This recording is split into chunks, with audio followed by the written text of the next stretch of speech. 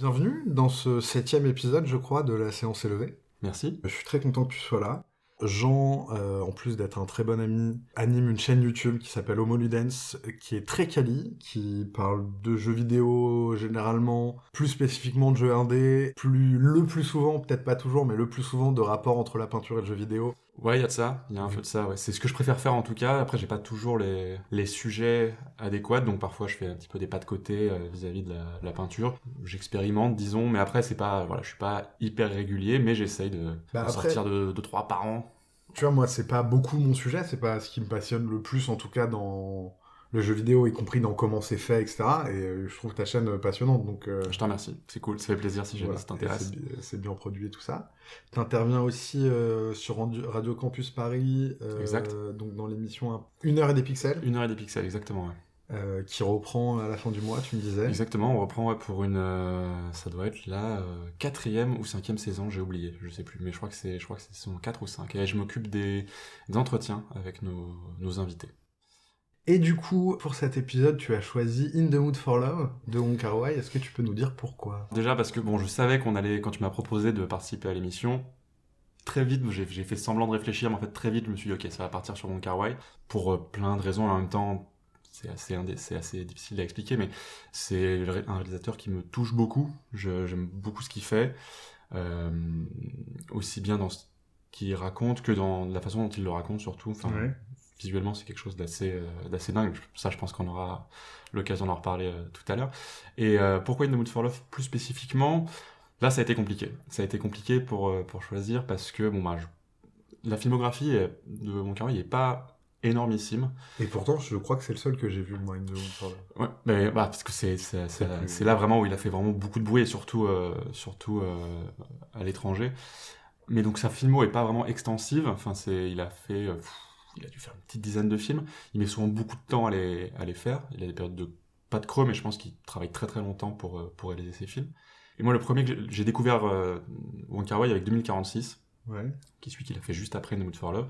J'étais ado, je l'ai vu au ciné, je savais pas trop ce que j'allais voir, j'avais été séduit par l'affiche en fait. C'est l'époque où j'allais plus souvent au ciné que maintenant, et en fait j'ai été complètement fasciné et ébahi par ce film. Ça a vraiment été un choc esthétique pour moi, et à partir de là, je me suis mis à explorer un peu la filmo de Wong Kar-wai.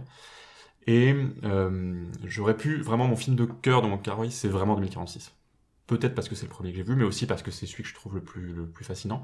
Mais je me suis dit non, je pensais, alors, on l'a évoqué en off juste tout à l'heure, je pensais que tu n'avais pas vu du tout In the Mood for Love, donc du coup le fait est que tu l'as vu il y a très très longtemps, donc bon, voilà. J'ai pas beaucoup de souvenirs. Voilà, et en fait je me disais, attaquer avec 2046, vu qu'il y a des éléments, c'est pas une suite de In the Mood for Love, mais il y a plein d'échos, il y a plein de choses, on pourra peut-être l'évoquer, on verra.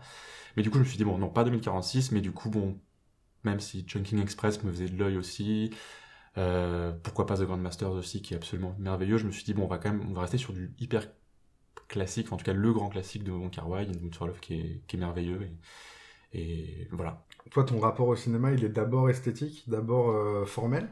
C'est une bonne question. Alors, je dirais, bon, déjà, j'ai un rapport au cinéma qui est beaucoup plus distancié qu'auparavant.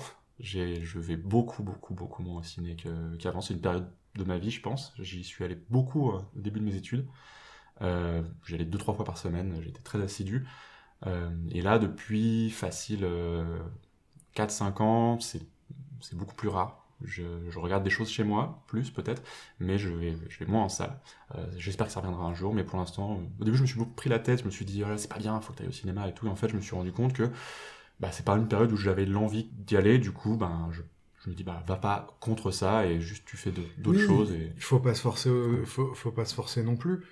Après, moi, j'ai encore, même si pas aussi souvent que j'aime, moi, j'ai encore vraiment l'amour de la salle, et notamment un des trucs que je retrouve avec ce podcast, mais qui est un rapport au cinéma où je ne choisis pas vraiment ce que je vais voir. C'est-à-dire, je ne sais pas tout, j'ai pas lu 3 résumés, j'ai pas réfléchi pendant 40 minutes, j'ai juste fait, ok, soit il y a des fois, il y a des films que je veux voir, mais j'aime beaucoup aussi dire, ok, je me pointe devant le ciné, ah, la prochaine séance, ça c'est ça, est-ce que ça me tente? Ouais, j'aime pas l'affiche, ok, celle d'après, ouais, allez, j'y vais. Et ça, moi, c'est ça que je crois que j'aime le plus dans le rapport à la salle, c'est de pas vraiment savoir à quoi tu t'attends. Tu vois, là, tu parlais de quand t'as découvert 2046, de oh, j'aime bien ce visuel, ce nom me parle, je ne sais pas pourquoi, je vais voir et on verra plus tard. Ce que je trouve, on n'a pas avec les plateformes maintenant, mais honnêtement, pour moi, c'est pas un problème de plateforme. Moi qui ai beaucoup de DVD et qui a des parents qui avaient beaucoup de DVD, je trouve que c'est déjà le cas quand tu regardes chez toi. Tu passes 40 minutes à fouiller ta bibliothèque. Ah, ça, j'ai moins envie parce que là, j'ai plus envie de ça et ça et ça. Et du coup, en fait, tu vois des très bonnes choses, c'est pas le souci, mais tu te fermes à une surprise, entre guillemets. Je vois ce que tu veux dire. Et c'est vrai, en effet, 2046, ma découverte était exactement ça.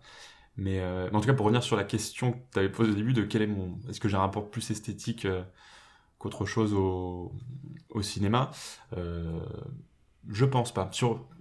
Chez Wong Kar-wai, beaucoup, pas que, mais beaucoup. Après,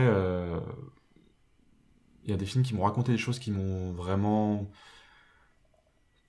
plu, ou en tout cas touché, ému ou bouleversé, alors que, disons, esthétiquement ou formellement, en tout cas, j'avais moins été, comment dire, marqué. Donc ça Ouais. peut arriver. Donc je pense pas que je puisse vraiment dire j'ai un rapport purement, je sais pas, visuel ou esthétique Ouais, bien sûr. au cinéma. Ça va dépendre des fois. Chez Wong Kar-wai, j'avoue que c'est une grosse part. C'est une très grosse part. Mais encore une fois, peut-être qu'on aura l'occasion Bah ouais, d'y on va en revenir. parler juste après, et du coup, bah, on va peut-être passer au visionnage, justement. Bah, c'est parti. J'en profite pendant qu'on regarde le film pour vous rappeler que le principe de ce podcast induit d'énormes spoilers. Si ça vous embête, il faut s'arrêter là et aller voir le film. Pour les autres, ceux qui s'en fichent ou qui l'ont déjà vu, je vous fais un petit résumé tout de suite, histoire de vous mettre en contexte ou de vous rafraîchir la mémoire. Attention, les spoils commencent maintenant. Monsieur Cho et Madame Chan s'installent le même jour dans 2 appartements voisins, lui avec sa femme et elle avec son mari, lesquels travaillent régulièrement à l'étranger, laissant Monsieur Cho et Madame Chan le plus souvent seuls. Longtemps, ils se croisent et se ratent, se saluent poliment ou échangent quelques mots. Mais alors que chacun s'inquiète d'être trompé, ils réalisent que c'est ensemble que la femme de l'un et le mari de l'autre vivent une histoire. Dès lors, ils se rapprochent. Monsieur Cho, qui est journaliste, se remet à écrire des feuilletons et invite Madame Chan à écrire avec lui, ce qui les pousse à se voir dans son appartement, caché, pour préserver leur réputation. Plus tard, il prend une chambre d'hôtel, un endroit pour écrire, dit-il, et invite Madame Chan à l'y rejoindre. Après une forte hésitation, elle y va. On devine ou suppose qu'ils y deviennent amants, sans jamais vraiment le voir. Après quelques jours, la logeuse de Madame Chan lui fait remarquer qu'elle n'est jamais là et qu'elle sort toutes les nuits. Inquiète de ce qu'on pense d'elle, elle arrête d'aller à l'hôtel. Cho est envoyé à Singapour pour travailler et lui propose de venir avec lui, mais quand elle s'y résout, il est déjà parti, ce qui signe la fin de leur histoire. 1 an plus tard, Madame Chan visite Singapour et appelle Monsieur Cho mais reste sans voix au téléphone. Plus tard, quand il rentre, il remarque dans son cendrier un mégot marqué de rouge à lèvres et comprend qu'elle est venue chez lui. Un ami raconte à Monsieur Cho qu'autrefois, pour se libérer du poids d'un secret, on creusait un trou dans un arbre, y racontait son secret et rebouchait le trou. 3 ans après, Madame Chan revient vite dans son ancien appartement et Monsieur Cho, qui visite ses anciens propriétaires, apprend que l'appartement d'à côté est maintenant occupé par une femme et son fils, sans savoir que c'est elle. Lors d'un voyage, Monsieur Cho murmure son secret dans le trou d'un mur en ruine et le rebouche.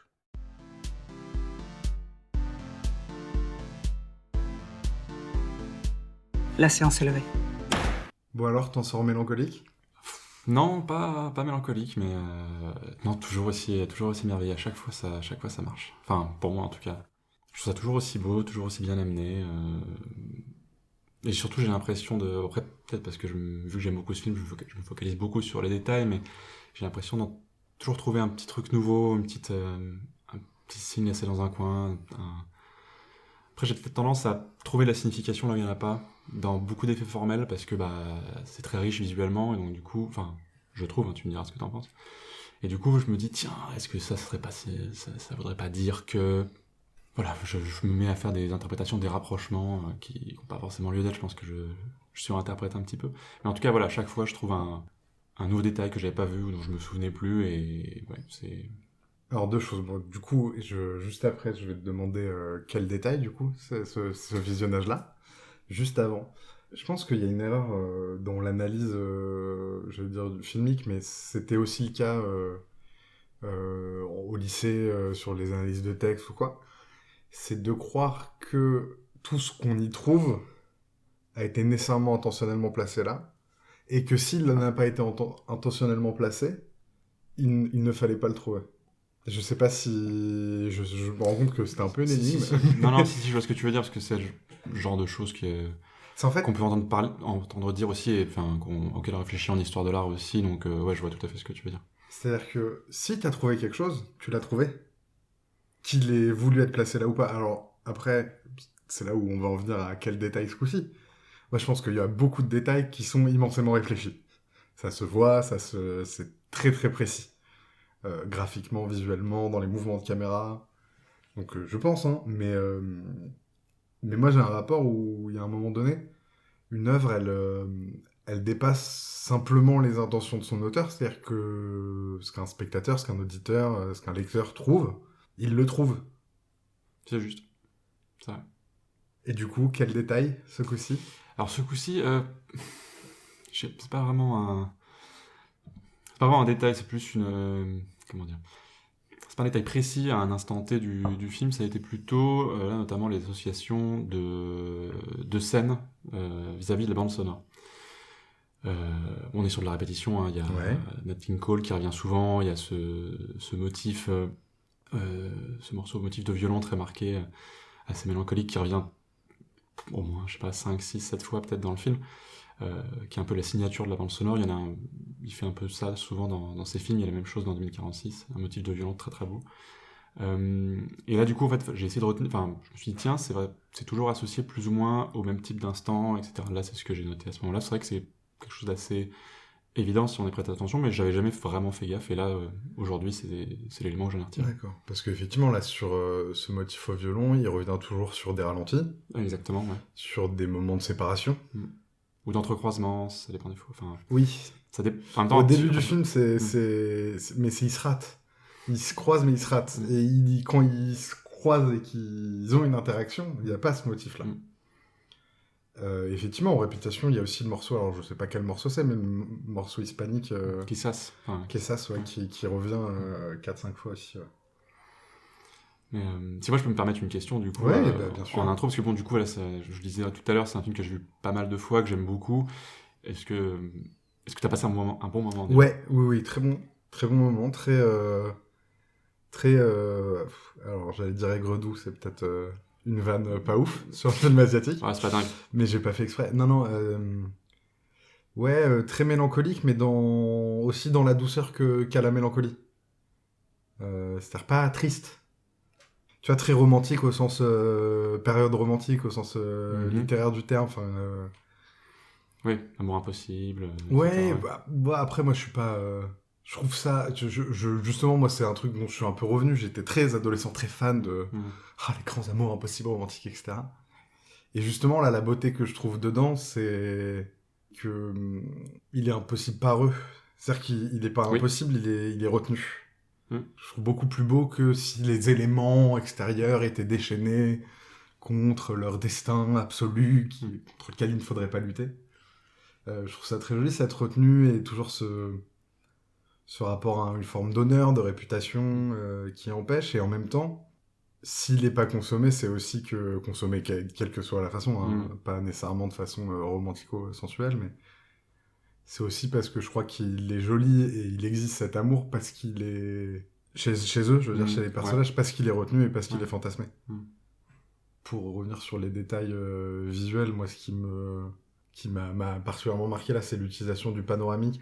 C'est-à-dire que finalement, il y a un côté globalement, dans la mise en scène en général du film, il y a un côté on pourrait dire un peu Almodovar, enfin en tout cas Almodovar est dans un style un peu pareil, c'est-à-dire que à la fois les décors, les visuels sont extrêmement riches, à la fois la caméra qu'on pose dessus est extrêmement sobre. Je sais ce que tu veux dire. Il n'y a rien de grandiloquent. Chaque mouvement de caméra est très, très lent, très doux, très millimétré, très calme. Et effectivement, pendant tout le film, en tout cas, à moins qu'il y en ait un qui m'ait zappé, mais chaque mouvement de caméra a un panoramique. C'est-à-dire la caméra qui bouge sur son axe, je le précise pour les auditeurs. La caméra qui bouge sur son axe, mais dont l'axe n'avance pas ou ne recule pas, ne se déplace pas dans l'espace. Sauf à la fin dans le temple, une fois qu'il a dit son secret. Exactement. Où là, on se libère en travelling, donc la caméra qui bouge dans l'espace, à foison, quoi. Et en plus, l'utilisation du panoramique qui revient extrêmement dans des séquences de dialogue, où plutôt que de faire du chant contre chant, donc un effet d'un côté, un effet de l'autre, même s'il y en a d'autres, et toujours avec... toujours où on coupe l'autre personne qui est un peu présente, mais de dos, etc. Mais il y a ces séquences de restaurant, notamment, où ils se parlent. Donc, il y a le panoramique, ils sont dans le même plan, et en même temps, ils sont jamais à l'image en même temps. Donc, c'est... Au début, d'ailleurs, Tu vois, ils sont séparés et ensemble, et en même temps empêchés. C'est assez intéressant. D'ailleurs, dans cette scène de resto, justement, au tout début, en fait, enfin, il y a plusieurs scènes de resto. Il faut bien saisir les changements au moment où, tac, tout d'un coup, elle a plus la même robe. Et il y a un moment où, au début, ils échangent de manière assez badine, disons. Et là, du coup, il y a des coupes. Et ensuite, tout d'un coup, il y a un panoramique qui se fait, comme tu le dis, assez brusque. Celui-ci, je trouve que c'est le plus rapide. Parce qu'ils abordent la question du sac à main, tiens, voilà, le sac à main, et comment l'occurrence. à force ils ont fini de tourner autour du pot, et là bon, ils vont passer à ce qui pose problème, et donc là ça réveille un petit peu, je trouve en tout cas personnellement visuellement la scène, et ça pousse, je trouve, à se dire oula, il est en train de se passer quelque chose, ça va bouger, quoi. Bon, du coup, ça va bouger. On rentre pas dans un film d'action à ce moment-là, mais en tout cas, voilà, le dialogue se fait plus. Mais la tension arrive. Voilà, la tension arrive, le dialogue se fait plus intense. Et en même temps, c'est aussi... on dit la tension arrive. La tension arrive d'un point de vue narratif, d'un point de vue entre eux. Ils abordent le dur, comme tu dis. Ils commencent à parler de leurs doutes que leurs mari et femmes respectifs soient ensemble. Enfin, vivent une histoire, en tout cas. Mais moi, je trouve ça... D'un point de vue spectateur, je trouve ça libératoire. C'est justement, la tension, c'est quand ils se parlaient pas. Et finalement, bon, bah voilà, c'est bon, on va pouvoir... je vais faire un parallèle absurde, mais tu sais, quand t'es fâché, quand il y a un problème avec quelqu'un, la tension, c'est... C'est pas quand tu cries ou quand t'en parles. La tension, c'est avant, quand tu... Il y a quelque chose, mais personne veut vraiment le dire, et... Voilà. Après, moi, il y a un truc qui m'a toujours beaucoup plu dans ce film, et dans pas mal d'autres films de Wong Kar-wai, c'est son... Et ça, j'aurais vraiment envie d'en parler avec toi, même d'un point de vue ne serait-ce que technique, c'est le rapport à l'espace qui est mis en scène, enfin... Ouais. Parce que je trouve que cet espace, c'est vraiment illisible. Je trouve que ces intérieurs sont toujours très... Tu veux dire qu'on pourrait pas en faire un plan c'est ça, en fait, juste ça, en voyant le film, je trouve ça assez fascinant, et que j'aime beaucoup, hein, parce qu'en fait, tout est focalisé autour de ces personnages, et voilà, l'espace, c'est vraiment... La caméra est souvent très proche, on comprend pas très bien comment l'espace est agencé, où se trouvent les seuils, comment même les espaces qu'on voit sont agencés par rapport aux autres espaces d'un même ensemble, disons. Enfin, voilà, l'organisation des pièces dans les deux appartements, moi je trouve ça assez dingue, parce que vraiment à chaque fois que je regarde le film, je dis allez, je vais essayer de comprendre vraiment comment c'est foutu. Bon, globalement on peut s'en sortir, mais au premier visionnage, je pense, quand on se focalise vraiment sur ce qui se passe, sur l'action, sur le rapport des personnages, cet espace passe à la fois au second plan, en même temps il est vraiment magnifié par ce jeu de caméra, ces jeux de reflets, il y a des miroirs partout, tout le temps, donc il y a une sorte de fragmentation de cet espace qui moi me laisse assez... Après, on pourrait se dire que c'est un petit peu de l'art pour l'art, parce que c'est vrai que quand même, tout est très très bien calibré, c'est très très pensé et tout. Moi j'aime beaucoup, mais après ça peut... Moi je le ressens pas comme ça, d'autant que l'art pour l'art, pourquoi pas, déjà. Mais bon, c'est un autre sujet. C'est une autre discussion. Sur la question de l'espace, n'ayant pas vu d'autres films de Wong Kar-wai, je sais pas si c'est habituel. Donc toi, ce que tu as l'air de dire. Mais moi, je trouve que c'est pertinent d'un point de vue narratif, d'un point de vue de la mise en scène de cette histoire-là, au moment où c'est le cas. Parce qu'il y a des espaces qui sont très clairs. Hein. Les deux bureaux. Oui, c'est vrai. Les deux bureaux sont extrêmement clairs. Le restaurant est plutôt clair. Le couloir, en vrai, où ils se croisent, le couloir et l'escalier... L'escalier pour aller chercher les nouilles, tu veux dire ? Oui. Ouais. Les endroits où ils se croisent sont très clairs. Finalement, c'est leurs intérieurs. Et je fais un peu exprès de le dire comme ça. Qu'ils le sont pas. Et notamment parce que à chaque fois, l'autre n'y est pas vraiment invité. Jusqu'à un certain moment, on est toujours sur le seuil, on est toujours dans des encadrements de portes, même avec les autres voisins de cet immeuble et tout ça. T'es toujours, je pense, pendant les premières 40 minutes du film, à chaque fois que tu vois un personnage, un des deux protagonistes, un des deux non-amants, seul, il est toujours encadré. Il y a toujours des cadres, il y a un enfermement, il y a un empêchement. Et tu vois, c'est là où... Alors les seuils, effectivement, tu vois pas les seuils sur un blueprint d'architecte, mais moi, les seuils, je les vois vraiment d'un point de vue narratif. Je vois vraiment les espaces dans lesquels ils n'arrivent pas à penser, les frontières qu'ils n'arrivent pas à pousser. Et d'ailleurs, ça fait écho avec l'encart de fin, où il parle de fenêtres poussiéreuses, que s'il pouvait traverser, mais il traverse pas. Et je trouve que, quelque part, cette fenêtre intraversable, elle existe tout le film. Elle est tout le temps là. Bah, d'autant plus que c'est... Y compris spatialement, quoi. Spatialement, mais même visuellement, il y a toujours quelque chose devant la caméra. Enfin, je veux dire devant la caméra, forcément devant la caméra. Mais entre le sujet filmé et notre regard, il y a systématiquement un rideau, voilà, une paroi de verre, où il y a des reflets qui s'animent. Il y a des barreaux, une sorte de grillage, dont du coup la proximité fait qu'avec la mise au point sur un sujet plus lointain, ça fait une sorte de flou au tout premier plan, etc. Donc il y a toujours une sorte de voile qui est à poser. Et du coup, je pense que... Alors du coup, est-ce que voilà, avec cet encart de fin qui précise que voilà, il voit ces moments à travers une fenêtre poussiéreuse, tout ça, est-ce que on peut le rapprocher de ces choses qui encombrent un petit peu les premiers plans de l'image, en disant que cette histoire était déjà passée ou terminée, alors même qu'elle était en train d'être vécue par ces personnages. Est-ce que c'était déjà fini avant même d'avoir commencé? Ce qui est c'est la façon dont tu... C'est tiré par les cheveux? Non, la façon dont tu poses la question est une façon d'envisager la mise en scène assez rigolote. C'est-à-dire que... Je suis pas metteur en scène, ça vient non, peut-être de là. Évidemment, mais moi non plus, pas encore, Inch'Allah.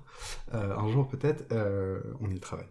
Mais, comment dire, c'est drôle de cette association de se dire que quand tu dis la mise en scène montre qu'elle était déjà finie avant de pouvoir commencer, entre guillemets l'impossibilité, mais tu mets une façon temporelle où tu la relis à l'instant T au personnage. Alors que la mise en scène, pour moi, elle n'existe que après. C'est-à-dire qu'un metteur en scène, un scénariste, il connaît toute son histoire quand il te la présente. Mm-hmm. Et donc la mise en scène, c'est la couche d'après. Je sais pas si c'est très clair, mais je trouve je la façon dont tu dis la chose. Et du coup, moi, plutôt que de dire elle était destinée à ne pas pouvoir fonctionner, à pas pouvoir se faire, parce que ça, alors oui, évidemment que ces distances-là, ces frontières-là, même floues, même invisibles, même poussiéreuses, effectivement, tu parlais de plans de reflets, c'est pas des miroirs nets, absolus, c'est pas un Hitchcock où t'as des vitres de building hyper propres et où tu vois exactement la même scène que si tu l'as filmé. C'est des miroirs poussiéreux, gondolés, abîmés, donc il y a de ça, mais cette notion de flou avec les jeux de plusieurs comment dire, étapes de premier plan, deuxième plan, troisième plan, parfois 4 dans certains plans, etc. C'est plus, moi je dis, mais j'y vois plus de la distance que une annonciation d'une impossibilité. C'est-à-dire, j'y vois plus une distance distordue qui fait qu'on n'arrive pas à la franchir. C'est-à-dire que c'est le principe de la profondeur de champ, donc l'espace visible dans une image en net, si tout est net, tout peut être accessible. Après, ça peut être retourné différemment selon la mise en scène, c'est-à-dire que tout est net peut être aussi quelque chose de... le réel est tellement présent qu'il n'y a plus place à l'onirique, au rêve, etc., au fantasme. Pour revenir sur le flou, c'est aussi la partie pas tout à fait dessinée, et c'est aussi le fantasme qu'on peut imaginer, ce qu'on peut espérer, etc. Mais moi, je le vois plus comme ces espaces dont les distances sont pas claires et donc on n'arrive pas à franchir. C'est-à-dire que le fait que tu aies un flou au premier plan ou à l'arrière, etc., fait que si tu tends la main, tu ne sais pas quoi attraper. Tu vois ce que je veux dire? Et évidemment que ça n'a aucun sens. On tend pas la main à travers un écran. Oui, mais attraper intellectuellement, tu veux dire. Enfin, oui, tu vois quoi ce que comprendre, quoi saisir de la situation. Mais j'ai vraiment en te disant ça, j'ai vraiment l'image en tête. Là, je le décris parce que je le mime un peu. J'ai vraiment l'image en tête on tend une main, on essaye d'attraper quelque chose et c'est de la fumée, c'est du brouillard, quoi. Non, je comprends. Mais après, c'est la question que je me suis posée au début, c'est ces plans donc tournés à travers du rideau, de la vitre, du grillage derrière les barreaux de cette rue, enfin la rue qui est une sorte de théâtre, hein, parce que souvent ils y font leur petite répétition pour voilà, mimer la première rencontre de leurs mari et femme respectifs, ou leur séparation, enfin voilà. Cette rue, voilà, elle est quand même assez particulière. Il y a des barreaux, des grands barreaux à ces fenêtres qui la longent. C'est la même chose quand on... Il y a une différence, je pense, à faire. J'ai pas noté ce qui se passait exactement à ce moment-là quand on change de plan, mais il y a des plans qui sont tournés depuis l'intérieur de la rue, qui sont situés au même endroit que les personnages, entre guillemets, et il y a les plans qui sont tournés depuis l'intérieur du bâtiment qui longe la rue, qui est donc derrière les barreaux. C'est marrant parce que moi, ces plans-là, derrière les barreaux, ils m'évoquent un rapport à l'espace assez particulier qui revient pas souvent, mais qui revient régulièrement dans le film, qui est des plans qu'on pourrait appeler plans espions. Ok. C'est-à-dire avec des premiers plans flous, mais qui seraient les premiers plans de si quelqu'un regarde. C'est-à-dire des volets d'une persienne travers laquelle on regarde, des barreaux depuis l'intérieur, mais il n'y en a pas beaucoup en vrai. Il y a beaucoup de flou, mais il n'y a pas beaucoup de plans comme ça espions qui sont où même si on ne sait pas, il n'y a pas de personnage, il n'y a pas de personnage qui présenté en train de les regarder. Donc c'est que de la mise en scène. Mais il y a certains plans qui ressemblent à des plans subjectifs de si quelqu'un les regardait. Ouais, mais c'est là où je voulais en venir, du coup, c'est que ça Et peut... pour moi, ceux-là, ils abordent... Alors, je le comprends comme ça, peut-être que c'est... Il faut pas m'écouter non plus, hein, il n'y a pas de raison que j'ai la science infuse, mais... Pour moi, ceux-là, ils abordent leur tentative d'intrusion dans la vie de leur mari et femme, parce qu'ils essaient de la comprendre. Et en fait, c'est eux les espions, quelque part. C'est eux qui essayent de grappiller quelque chose auquel ils n'ont pas accès, ils étaient pas là, mais ils essaient de le reconstituer, ils essaient de le trouver. Moi, je le vis un peu comme ça. Je comprends. Bah, dans la rue, ça marche pas mal, en effet. Après, il y a pas mal de ces plans espions, comme tu dis, qui peuvent être... Enfin, pas mal. Quelques-uns qui sont aussi situés parfois, je parle dans les intérieurs des appartements, et là, du coup, où ça pourrait peut-être un peu moins coller. Mais... Enfin, formellement, c'est vraiment les deux choses que je retiens. Enfin, qui me marque beaucoup, c'est cette fragmentation de l'espace, devenue un petit peu illisible, et ce jeu sur les reflets, sur les couches de premier plan qui me marque beaucoup. Ouais, j'entends. Moi, il y a quelque chose d'autre, mais j'arrive pas encore à être très certain de à quoi je le relie. C'est le jeu des couleurs, et notamment ce vert quasi partout. Mais donc très absent dans les plans où il est absent parce qu'il est quasi partout. Et donc ce rouge de ce couloir de cet hôtel où il se retrouve.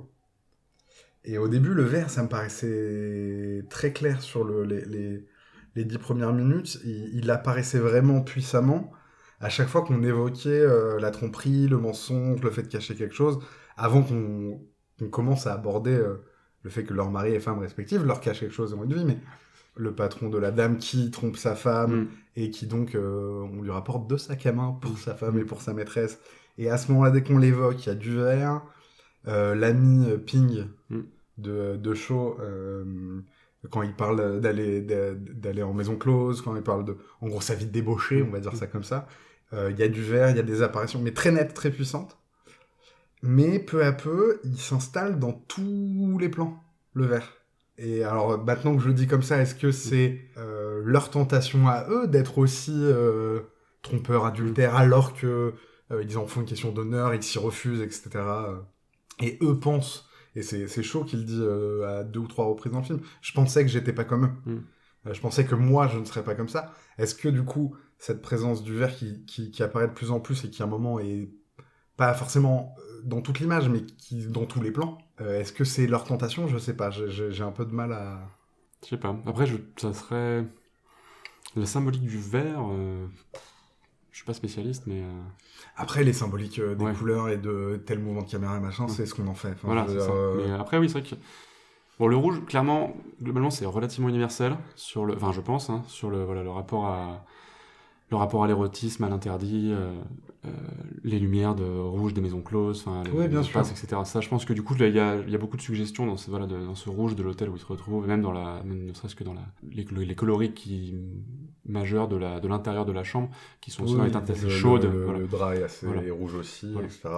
Quand ils sont pas dans l'hôtel, mais dans son appartement, un Voilà. peu plus tôt, et qui dorment, alors lui sur un fauteuil, mais elle sur le lit, Le plaid, c'est pareil. le ouais. plaid est rouge et elle Ouais. commence presque à s'enfiler dedans. Donc, évidemment que ça a des connotations. Là où je veux dire, les couleurs, mais comme tous les outils cinématographiques, c'est toujours ce qu'on en fait. Bah, pour prendre l'exemple des couleurs et pour prendre précisément ces deux couleurs-là, et pour aller chercher vachement ailleurs, mais côté pop culture, dans Star Wars, le rouge c'est le mal, le vert c'est le bon. Dans Harry Potter, c'est l'inverse. Et quand tu le vois, ça ne te choque pas. Tu vois ce que je veux dire? Tu te dis pas que le rouge est en soi le mal et que le vert est en soi le bon ou inversement. C'est comment c'est utilisé, comment c'est amené en termes de mise en scène, d'utilisation, de rapport à la symbolique, etc. Et la même chose, là où moi tout à l'heure je disais dans ce film, c'est drôle, le panoramique crée un effet de contrition et de séparation, et là le travelling, une forme de libération, une forme de souffle, de mythique, presque, quelque chose de très épique, voilà, un souffle épique. Et en même temps, dans d'autres films, avec d'autres metteurs en scène, utilisés autrement, tu pourrais faire du travelling quelque chose de très oppressif, très restreint, très cassé, et du panoramique quelque chose de très libérant. Donc les outils c'est que des grammaires finalement. Enfin, tu vois, en littérature, une virgule, ça peut être un rythme très vif, très long, très rapide, très saccadé, comme des énormes phrases à 12 000 virgules de Proust qui durent des heures et qui paraissent assez plates. Enfin, plates dans le sens plane. Tu vois ce que je veux dire? L'outil, tu l'utilises un peu comme tu veux. Donc moi, je me pose rarement la question. Alors évidemment que le rouge est plus connoté que les autres.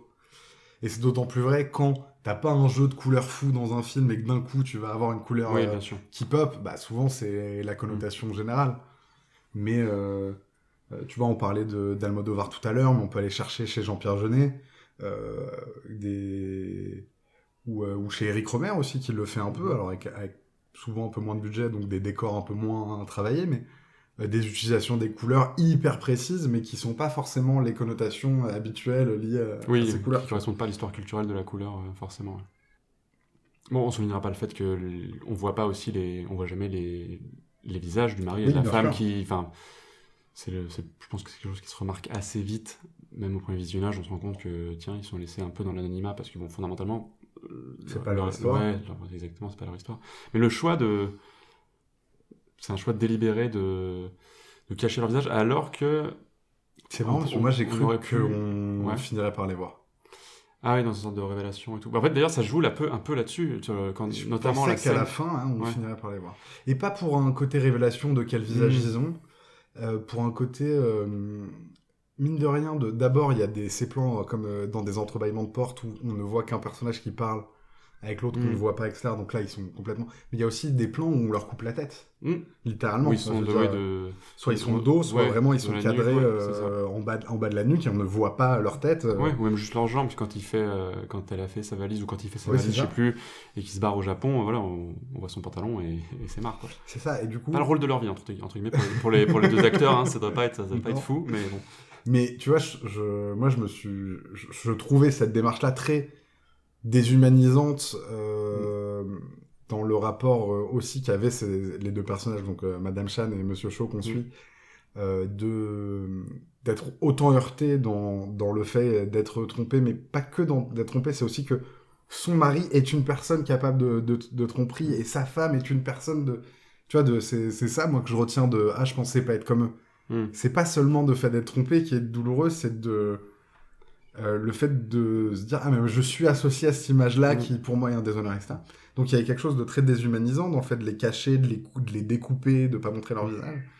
Et je m'attendais à la fin avec cette forme de on ferme la parenthèse et bon, cet amour n'a jamais pu exister et on allait vivre nos vies de notre côté. Oui, de les retrouver à la fin. Qu'ils soient réhumanisés, justement.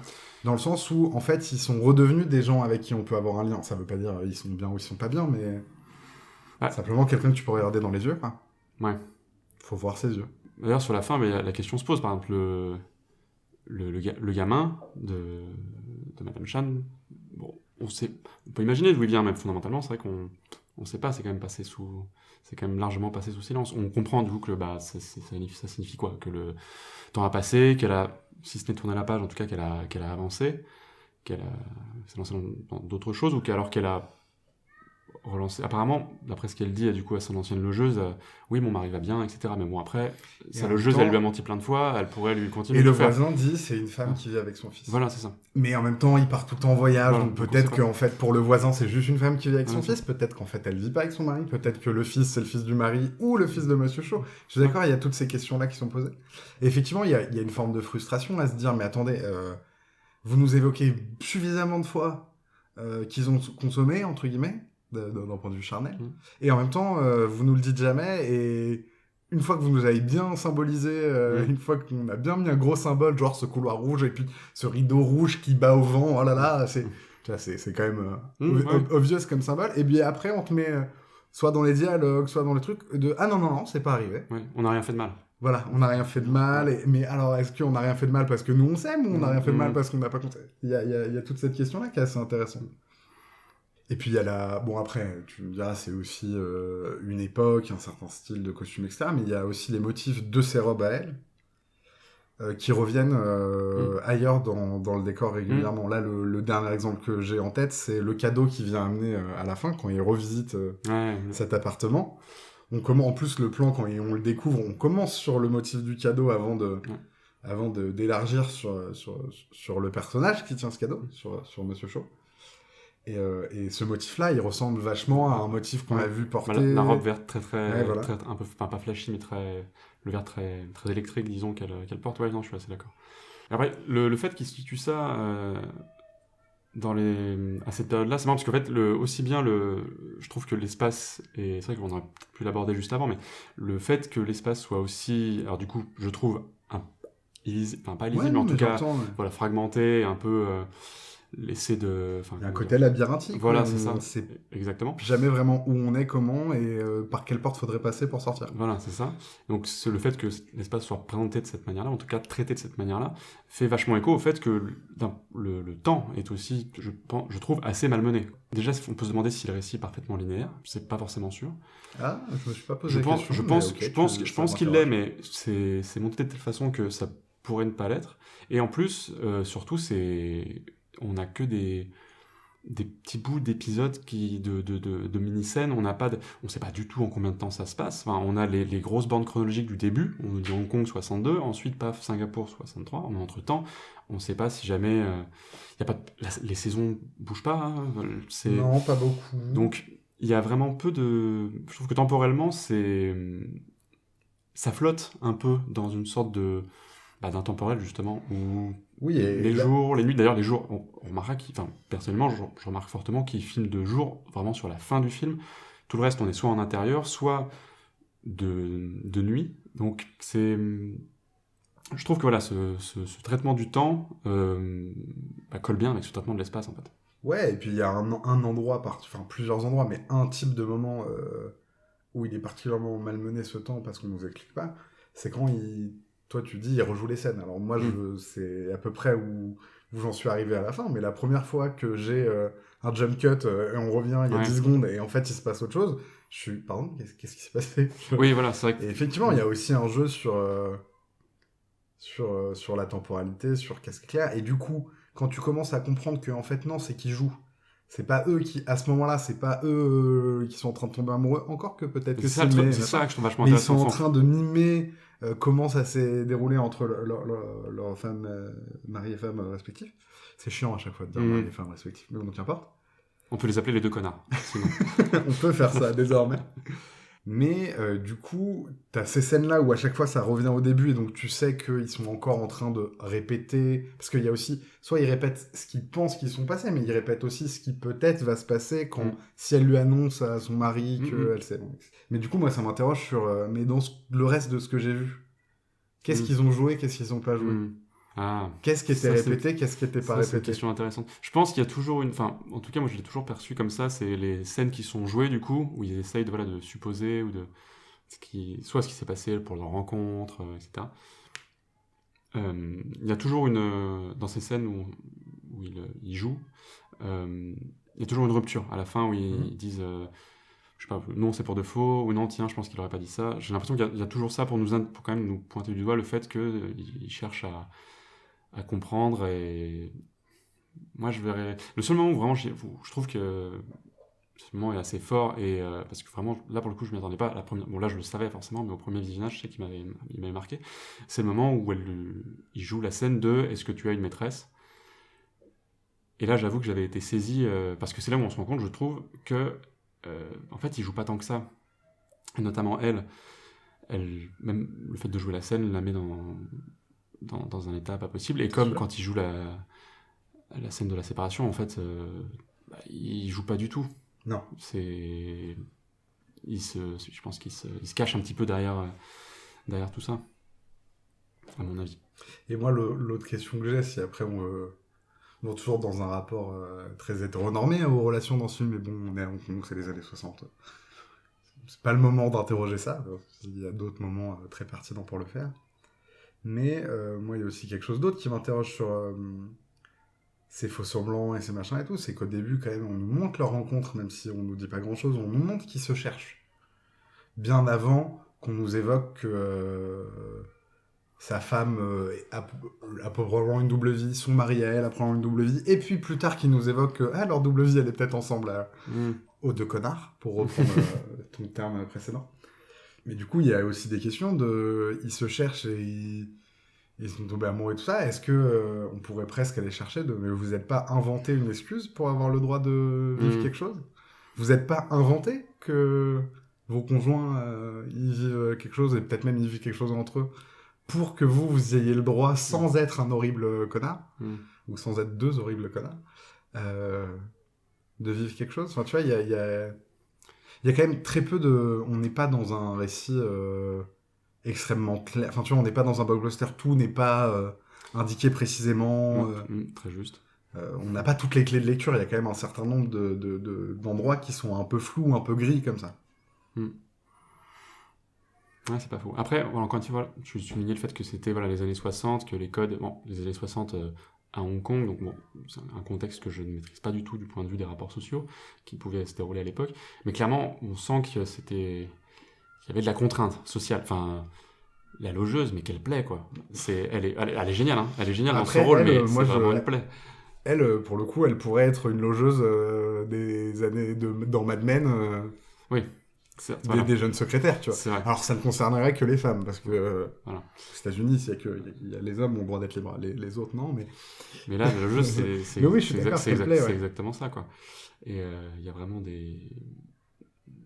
En fait, dans les personnages qui tournent autour, il y a celui de la logeuse. C'est marrant parce qu'on voit surtout sa logeuse à elle, et c'est là où, du coup, on se rend compte qu'en effet, ils sont pas logés à la même enseigne, hommes et femmes, hein, parce que la logeuse, Madame Koo, de Monsieur Shaw, on la voit assez peu, alors que Madame Su, qui est qui est la logeuse de Madame Chan, ça, elle, pour le coup, elle est systématiquement là à surveiller ses entrées et sorties, etc. Et dans les autres personnages qui gravitent autour de deux protagonistes amants amoureux, il y a le patron pour elle et Ping pour lui. Et c'est marrant parce qu'ils sont vraiment des contrepoints à leur histoire, je trouve, dans le sens où le patron, lui, c'est quand même génial. Enfin, c'est l'adultère bourgeois bien installé. Oui, tout roule en fait. Extrêmement classique. Ouais, mais quasiment tout le monde est au courant, ouais, et puis la femme doit le savoir. Et en même temps, à côté de ça, le mec est hyper sympa. Ouais, bien sûr. Enfin, pour un patron, moi, je le trouve cool. Non, mais prenez votre journée, vous avez fini, mais rentrez, vous inquiétez pas, machin, je le trouve tranquille. Hein. Et puis Tapping, pareil, qui de l'autre côté, le côté... l'amour, les secrets, tout ça, il vide son sac avec une fille, comme il le dit, et voilà, quoi. Donc, ils sont quand même pas aidés, quoi, autour, avec les personnages qui les entourent. N'est pas aidé à quoi? Pas aidés je dirais, à y voir clair, et au-delà de ça, à agir comme l'ensemble aussi, quoi. Je sais pas, moi j'ai pas l'impression qu'ils y voient pas clair. Moi justement, j'ai l'impression que la retenue, Elle est là justement parce qu'ils savent très bien ce qui pourrait se jouer, ce qui se joue sans qu'ils se le disent. Et moi j'ai l'impression, alors c'est peut-être à tort, mais j'ai l'impression que ce dont ils s'empêchent, ils savent très bien ce que c'est. Oui, dans ce sens-là, ok, mais je veux dire dans le sens où leur liberté d'action, et alors certes c'est eux qui choisissent de pas le faire, mais il y a elles notamment ressentent beaucoup de pression extérieure. Mais pour moi les deux, c'est juste que elle s'informe elle s'incarne sa pression dans qu'est-ce qu'on dira de moi, qu'est-ce qu'on pensera, et lui elle s'informe dans qu'est-ce que je penserais de moi. Je voulais pas être comme ça. Je voulais pas être comme eux. Je pensais que je serais jamais comme eux. Qu'est-ce que je penserais de moi? Et bon, après, c'est encore une égalité de genre, hein, que effectivement les femmes sont vachement plus définies par rapport à ce qu'on pense d'elles dans l'espace public. Et les hommes beaucoup plus par rapport à ce qu'ils pensent d'eux-mêmes. Mais pour moi, elle existe aussi chez lui, cette pression. Non, t'es pas d'accord? Si, non, je réfléchis. Et je repensais à la fin du film aussi, enfin à la fin, sur la dernière, disons, la dernière ligne droite du film où voilà, tout se précipite un petit peu, il y a le départ à Singapour. Et ouais, il se manque, il se rate plusieurs fois. J'ai l'impression, en fait, on a vraiment l'impression que ça y est, ils vont passer le pas et il se rate à l'hôtel. Et voilà, la question c'est pourquoi il se rate à Singapour? Qu'est-ce qui se passe intérieurement, en son fort intérieur à elle essentiellement, parce que c'est elle qui vient, c'est elle qui rentre dans sa chambre, qui lui repique. C'est marrant cette symbolique aussi des petites espadrilles qu'elle reprend. C'est vrai. Maintenant, après, moi, je peux proposer une autre façon de voir notamment les scènes de répétition, comme on disait tout à l'heure, et donc qui s'incarne aussi là. C'est que à chaque fois, la scène qui se répète et qui a une autre fin et qui finit pas de la même façon, nous, on le voit comme ils l'ont répété plusieurs fois, ils ont essayé de voir, mais est-ce que c'est pas un des deux personnages qui fantasme comment elle aurait dû finir? Parce que dans la première fois, c'est quand ils essayent on va dire, ils jouent la rencontre, et la première fois qu'ils jouent la rencontre, il y a une tension, alors que la deuxième fois, il y a une invitation. Quand ils jouent plus tard, quel est le moment où ça se répète aussi, je sais plus, mais je pense à juste avant qu'ils partent pour le départ à Singapour, mais si je venais, est-ce que tu prendrais des billets? La première fois, c'est lui qui le dit, auquel elle donne pas de réponse, et la deuxième fois, c'est elle qui le dit comme si elle le disait trop tard. Est-ce que même le fait qu'elle vienne à Singapour, est-ce qu'elle est venue à Singapour, ou est-ce que tout ça, c'est encore... Là, je propose une autre lecture sur si c'est pas avant, mais sur peut-être que je devrais faire ça, peut-être que j'aurais dû faire ça si j'y étais allé. Parce que toute la scène toutes les scènes de Singapour pourraient potentiellement donc comment dire les siennes à elle, je trouve. Ça serait imaginé, enfin elle serait ok. C'est vrai, je sais pas, c'est non mais c'est vrai que c'est une autre piste. Ouais, mais c'est vrai que je l'avais jamais appréhendé comme ça.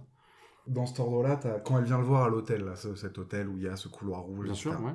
Quand elle arrive. Elle monte un escalier, elle descend un escalier, machin. On dirait qu'elle fait des allers-retours, mais en fait, on ne montre pas non plus qu'elle se retourne.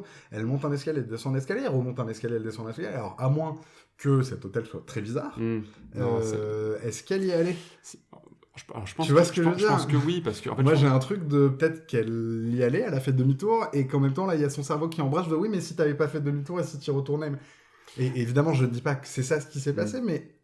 Alors peut-être qu'il faudrait que je le revoie, peut-être que tu l'as vu plus de fois que moi, etc. Mais je suis pas hyper clair non plus sur le statut de ces scènes-là et de ces bugs-là. Après sur la scène, j'aime bien cette scène la première fois où elle rejoint dans l'hôtel, où du coup il y a tout ce montage un peu saccadé, un peu rapide sur ces montées, descentes d'escalier, ces changements de direction brusques dans les couloirs, etc. Et ce qui, je trouve, reflète bien c'est son conflit intérieur. C'est la tempête. Voilà, c'est ça, exactement. En revanche, je pense qu'à la fin, elle y va dans le sens où on a ce plan, plusieurs fois d'ailleurs dans le film, où il est, lui, face à la fenêtre dans cette chambre, et donc dos à la porte, et on entend le toc-toc sur la porte à la fin. Donc je pense vraiment qu'elle a fini... qu'à la fin, quand la tempête s'est calmée, elle s'est dit qu'elle allait y aller, je pense. Bon, du coup, le numéro de cette chambre, tu l'as vu, du coup, c'est peut-être que tu Là, passes j'ai dans pas noté du T'as tout. pas Mais noté du coup, du tout ça le doit numéro de être la chambre. 2046 maintenant que tu me le C'est dis. 2046. Je T'as fais pas une fait gaffe, association, c'est j'ai marrant pas fait parce que... gaffe du tout. D'accord, parce que c'est marrant, il y a une scène où il referme la porte derrière elle, et où je crois que c'est le moment où elle repart en lui demandant ce qu'il veut bouffer la prochaine fois, etc. Quand elle reviendra, et donc là, il ferme la porte, et là, c'est vraiment le numéro, en gros... Ouais, bah, En gros, sur la... j'ai pas fait le lien, mais Voilà. ok. Enfin, je Bref, sais non, pas. mais... Ok, mais du coup, voilà, bon, ouais, ça ouvre... Parce que je pense que clairement, les moments peut-être les plus... Et ça se sent d'ailleurs les moments les plus heureux de cette relation qu'ils ont construit, je pense, se déroulent dans cette chambre. D'accord. Alors, il y a ceux qui sont potentiellement pas montrés, voilà. Sachant que, bon, c'est un peu on est en dehors du retour à chaud, mais quand j'avais lu autour du film, etc., je crois bien qu'une scène, disons, de charnelle avait été tournée et qu'elle n'a pas été conservée. Et je pense que c'est pas plus mal d'ailleurs, je pense que c'est plutôt bien vu. Dans le sens où rester dans le non-dit et dans l'évocation, je trouve ça peut-être chouette. Et bref, en tout cas, ces moments heureux, donc potentiellement ceux qu'on voit pas comme ces moments de potentielle douceur, et ceux qu'on voit qui sont l'écriture, le chant,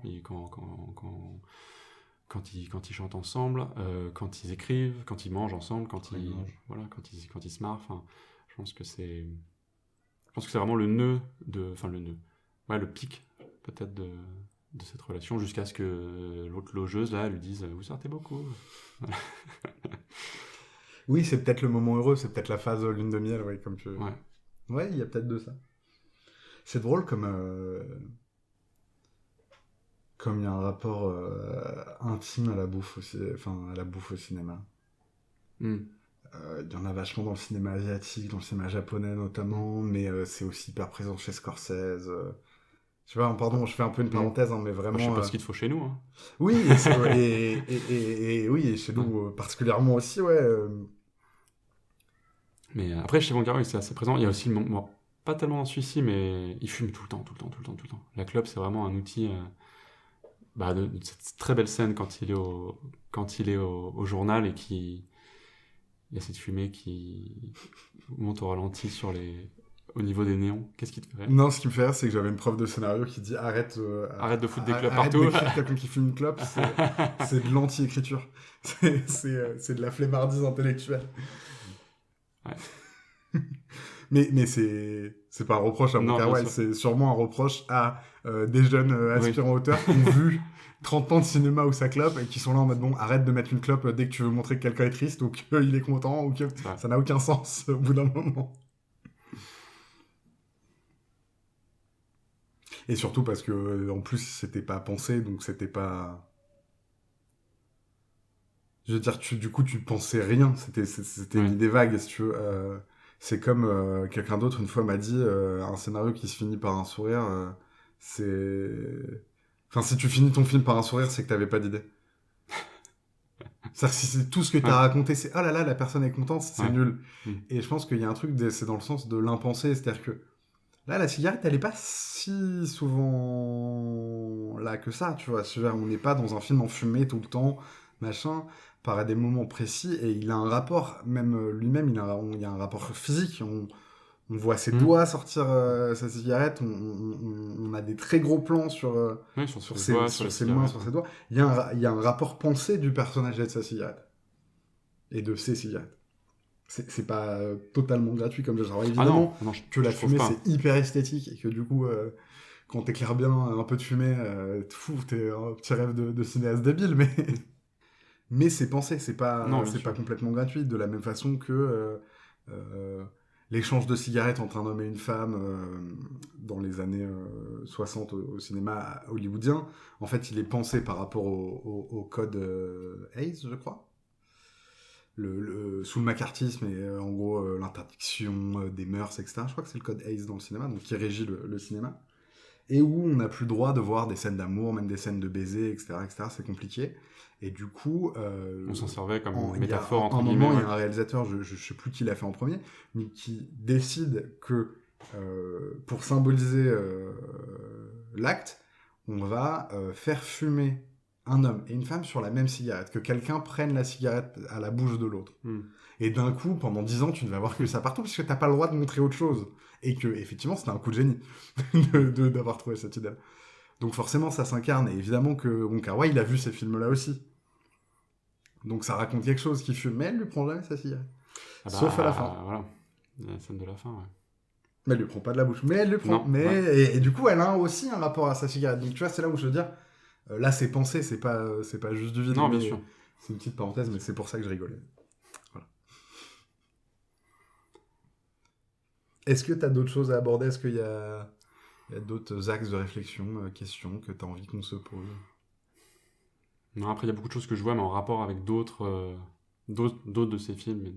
Donc toi, tu dis, bon, du coup, je suppose, à demi-mot, par rapport à ce que tu m'as dit en introduction, et maintenant que 2046, c'est plus ou moins l'histoire de ces mêmes gens, mais d'un autre côté, ou pas, etc. En fait, oui, il y a beaucoup d'échos, mais c'est... Bon, après, je peux que t'encourager à le regarder, il est vraiment merveilleux. Mais c'est une sorte de... C'est pas une suite, mais on retrouve notamment ce Monsieur Cho, c'est son histoire qu'on suit, qui navigue encore une fois entre Hong Kong, Singapour, etc. On retrouve des noms, on retrouve des personnages, Ping est là aussi. Et c'est les mêmes comédiens. C'est joué par les mêmes Donc comédiens aussi. Il y a quand même une forme de diptyque.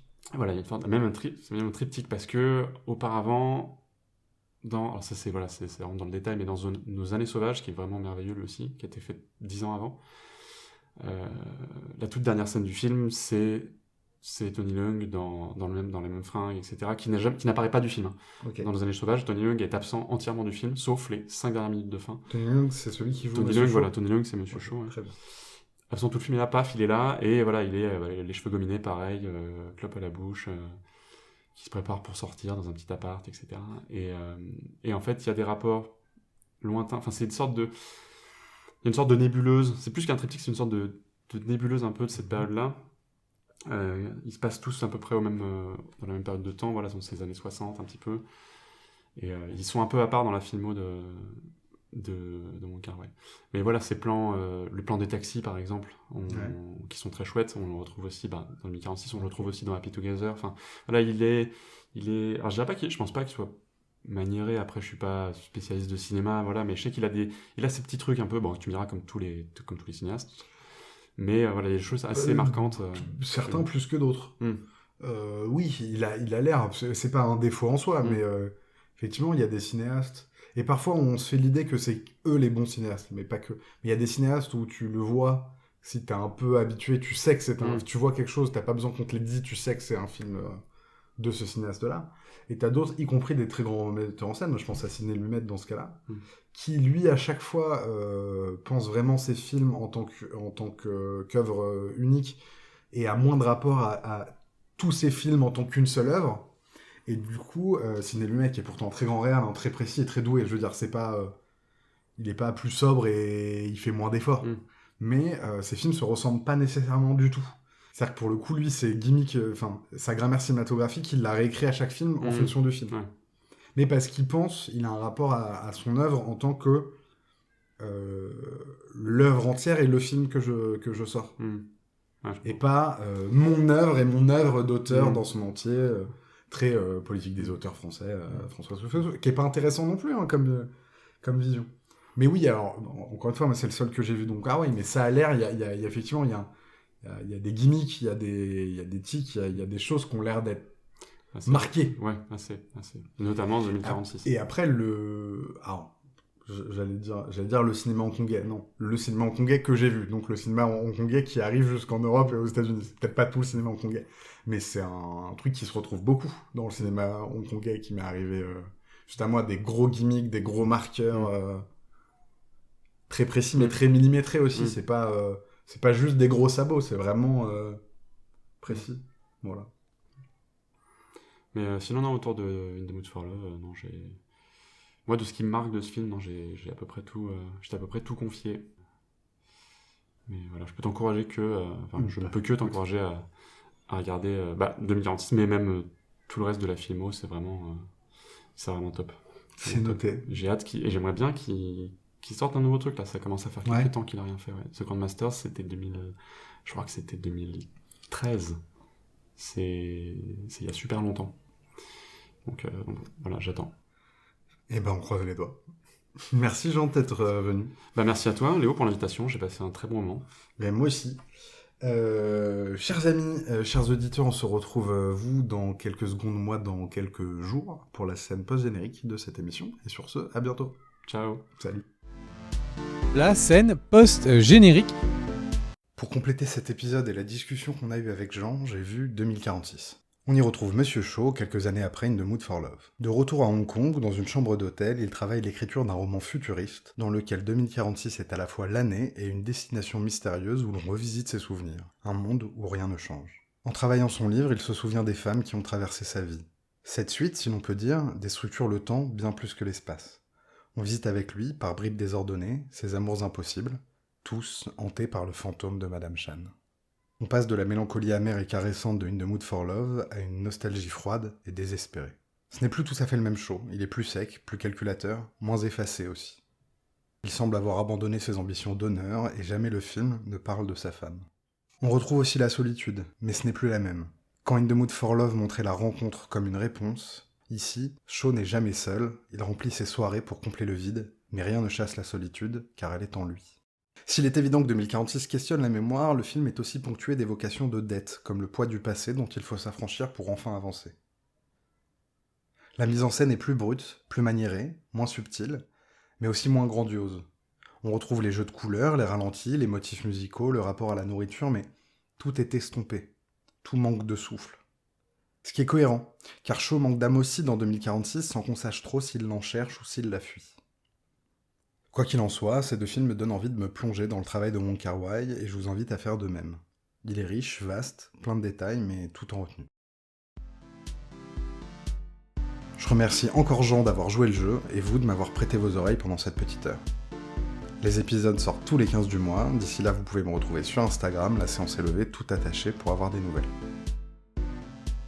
Salut!